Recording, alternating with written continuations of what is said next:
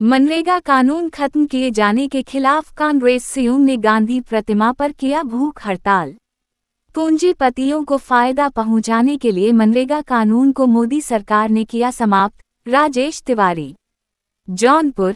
केंद्र की मोदी सरकार पूंजीपतियों और उद्योगपतियों को फायदा पहुंचाने के लिए मनरेगा कानून को खत्म कर गरीबों, मजदूरों के हक को छीनकर उन्हें गुलाम बनाना चाहती है।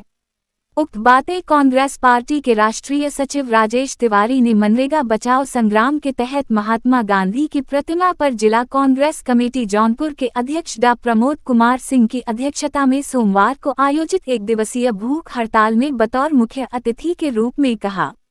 कांग्रेस पार्टी के राष्ट्रीय सचिव राजेश तिवारी ने कहा, देखिए पूरी खबर विस्तार से।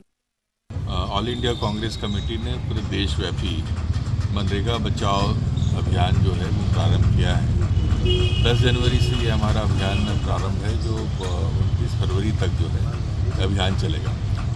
पूरे देश में जो है वो एक दिवसीय उपवास जो है हर जिले में 11 तारीख को 12 तारीख को जो है उपवास का आयोजन किया गया और एक प्रतीकात्मक विरोध जो महात्मा गांधी जिस प्रकार से अंग्रेज़ों का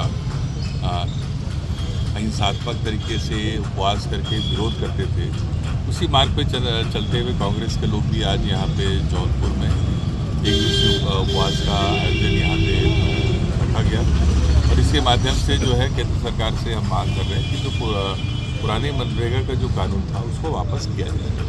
मनरेगा बचाओ संग्राम के तहत आप क्या संदेश देना चाहते हैं? एक तो जो देश की नरेंद्र मोदी जी की सरकार है, नरेंद्र मोदी देश के प्रधानमंत्री बनते ही उन्होंने बजट भाषण में कहा था कि मनरेगा असफलता की स्मारक है। तो ये 10 साल पहले ये से उनकी मंशा थी कि इस योजना को समाप्त किया जाए और उसी के अनुरूप जो है। और दूसरी चीज़ इन लोग के मन में जो है भारतीय जनता पार्टी RSS के महात्मा गांधी जी से नफरत है, क्योंकि RSS के ही एक व्यक्ति ने महात्मा गांधी जी की गोडसे ने हत्या की थी 30 जनवरी 1948 को।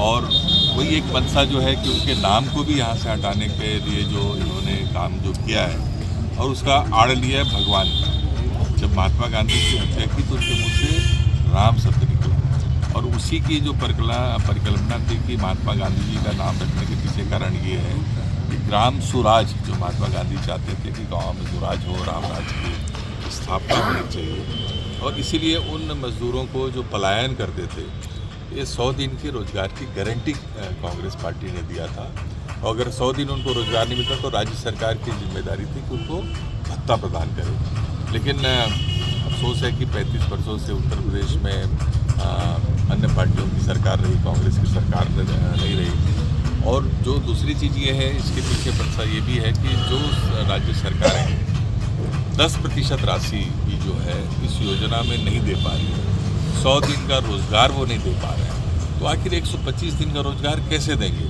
40% धनराशि वो कहाँ से लगाएंगे?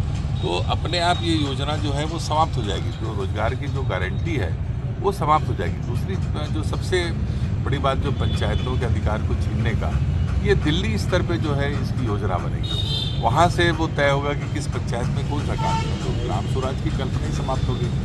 जो गाँव को जो अधिकार था वो अपने तय करते कि कौन से विकास के काम उनको करने हैं, तो वो भी ख़त्म हो गया। दूसरा जो मांग आधारित ये योजना थी कि मजदूर जो है वो मांग करते थे तो वो काम की स्वीकृति होती थी, तो अब जो है मजदूरों के मांग के अधिकार को भी समाप्त कर दिया गया। अभी केंद्र सरकार करी, तो इसी वजह से जो है ये मजदूरों का शोषण करना, महात्मा गांधी जी के नाम को विलोपित करने के साथ साथ ये देश के उन गरीब मजदूरों को भी जो है जो पलायन करते थे, जिसको इस योजना ने रोकने का काम किया, उसको समाप्त करने का काम जो है भारतीय जनता पार्टी की सरकार कर रही है।